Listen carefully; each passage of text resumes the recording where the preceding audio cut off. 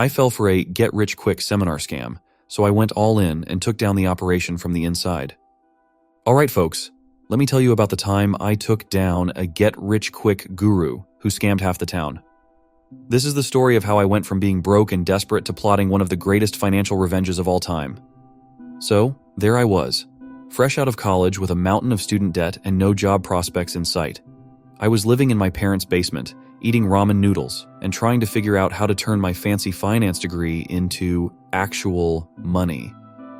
Enter Brad the Mad Morgan, the so-called financial genius who promised to turn everyone into millionaires overnight. Brad had the charm of a used car salesman and the charisma of a cult leader. He was everywhere, on TV, YouTube, billboards, you name it. His pitch was simple: invest in his revolutionary system, and you'd see returns like never before. 10x your money in 6 months, he shouted in every ad. No risk, all reward. His seminars were packed, and people were practically throwing their money at him. Desperate and stupid, I decided to attend one of his seminars. It was a slick operation. Fancy hotel conference room, free snacks, and a whole lot of hype. Brad strutted onto the stage in a suit that probably cost more than my car, flashing a smile that made everyone feel like they were already millionaires. He spun tales of instant riches and passive income that would make Warren Buffett blush. The kicker? All you had to do was buy his $5,000 Ultimate Wealth package.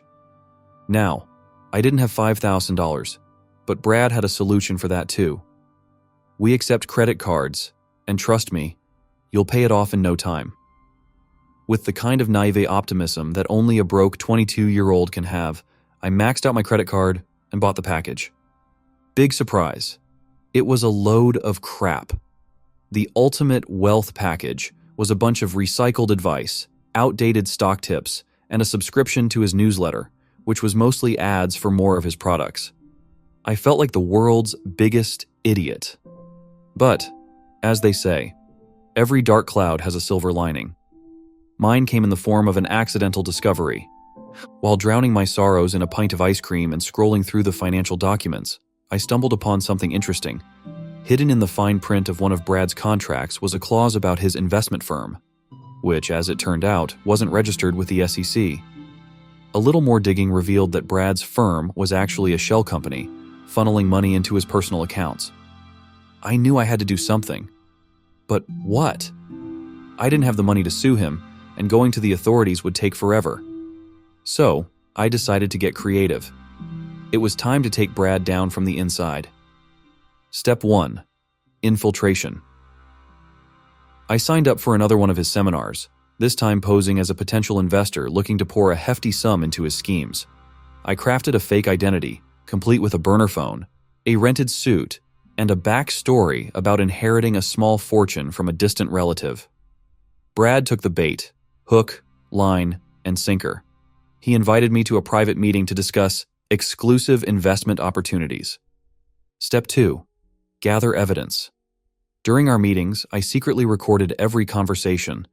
Brad bragged about his foolproof system, dropped hints about his shell company, and even made some offhand remarks about his shady dealings. I also managed to swipe a few documents from his office when he wasn't looking. It was risky, but the stakes were high. Step 3. Expose the fraud. Armed with a mountain of evidence, I anonymously tipped off a few financial watchdogs and investigative journalists. I knew it wouldn't be long before the house of cards Brad built came tumbling down. But I wanted more than just his downfall. I wanted him to feel the pain he inflicted on so many others. Step 4. Hit him where it hurts. I decided to play a little game of financial warfare. Using the knowledge from my finance degree, I started shorting the stocks of companies Brad was known to invest in. I spread rumors and leaked information that would tank their value. It was dirty, but so was Brad. As the investigation into Brad's activities gained traction, his empire began to crumble. Investors pulled out, stocks plummeted, and Brad's face was plastered all over the news in the worst possible way. He went from being a financial guru to a pariah overnight. Lawsuits piled up, and the SEC finally stepped in to shut him down.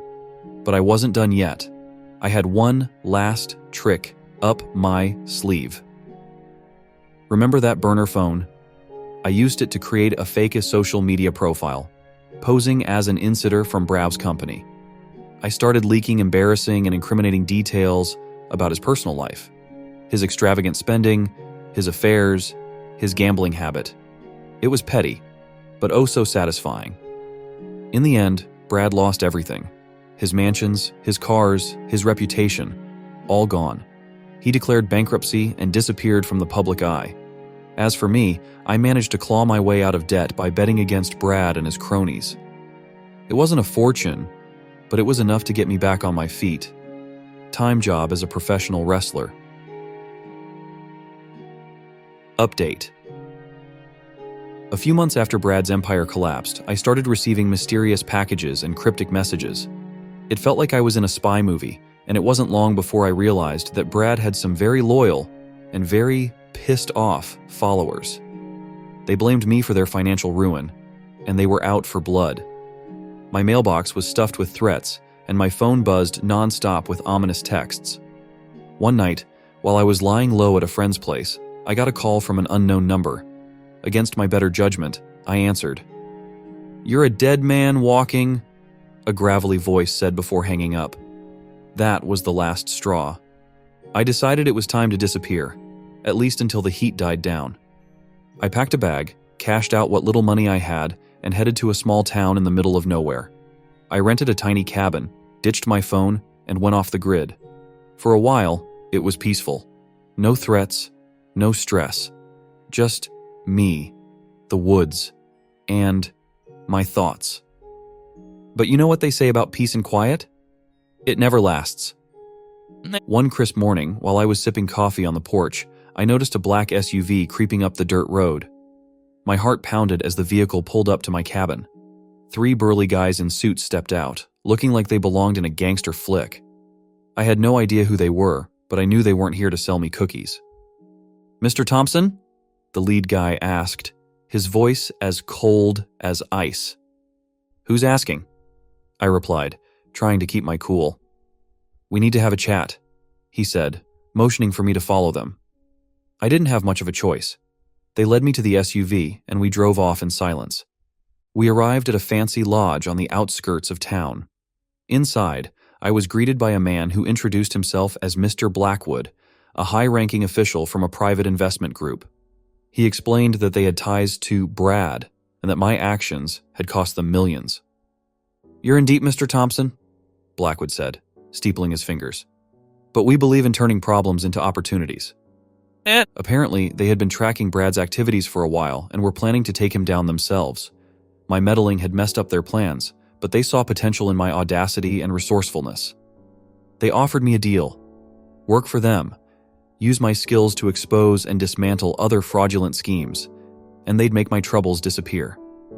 It was a devil's bargain, but what choice did I have? I agreed, and just like that, I was thrust into a world of corporate espionage and high-stakes financy. My first assignment was a doozy. I was tasked with infiltrating a cryptocurrency startup that was suspected of being a Ponzi scheme. The company, CoinMax, was run by a tech whiz named Ethan King, who was hailed as the next Steve Jobs.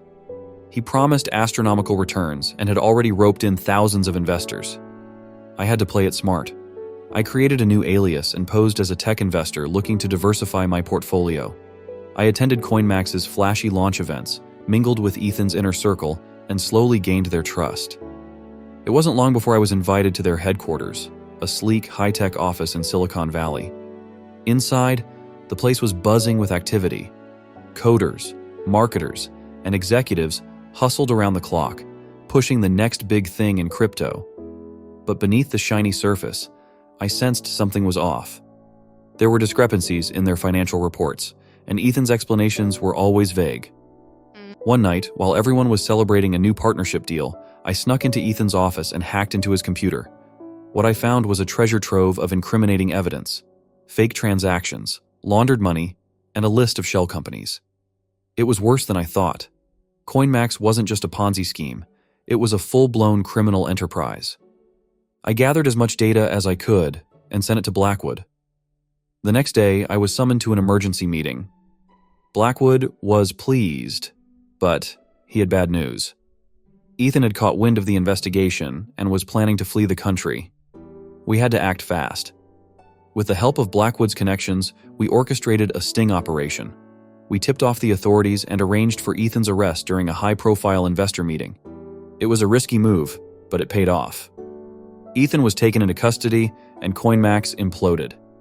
The media went wild, and for a moment, I felt like a hero. But the victory was bittersweet. I realized I was now deeply entangled in a world where the lines between right and wrong were blurred. I had taken down one scammer, but there were countless others out there. As the dust settled, Blackwood approached me with a new proposition.